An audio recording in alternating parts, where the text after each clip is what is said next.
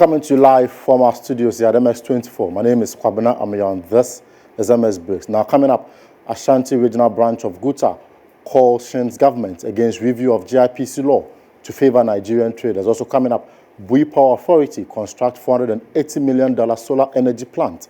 Now to the details. The Ashanti Regional Branch of the Ghana Union of Traders Association, GUTA, has cautioned government not to review the Ghana Investment Promotion Center law against foreigners in retail trade as requested by the Nigerian government.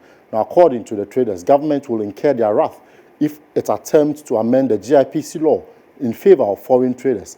Antonio Pon is the Ashanti Regional Chairman of GUTA. The GIPC law 865 does not allow foreign nationals in Ghana to engage in retail trade, petty trading, hawking, etc. They are solely preserved for Ghanaians. Retail trade in Ghana employ most able men and women, including students from the tertiary and senior high schools, especially in Ashanti region, where most factories and industries are redundant and not operating or functioning for a very long time.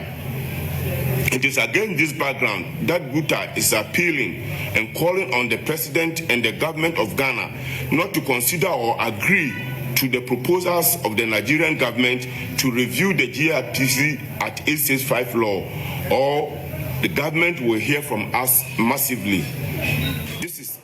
Now to some other stories. In a bid to develop Ghana's renewable energy capacity, BUI Power Authority managers of the BUI hydropower dam in the Banda district of the Bono region are developing a 250 megawatt solar hybrid plant.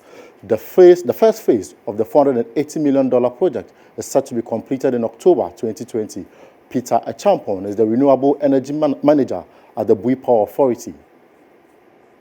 It intends to, by 2030, have 10% of its energy generation coming from renewables. So BUI, as an authority within the energy ministry, and towards its contribution in assisting government in achieving this percentage, is developing solar projects.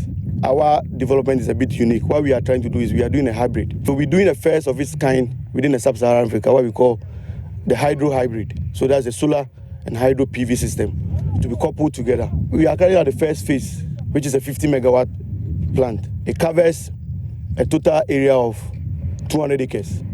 We are expecting roughly 130,000 pieces of panel to be installed. And the panel capacity is...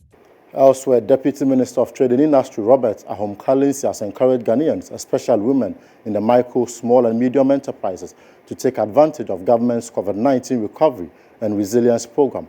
Ahom-Kalinsi also stressed on the need for cooperation between government and relevant stakeholders to further ease the economic hardship on small businesses. Our businesses are men and women, period. Let's be very clear on that. That is what we are doing.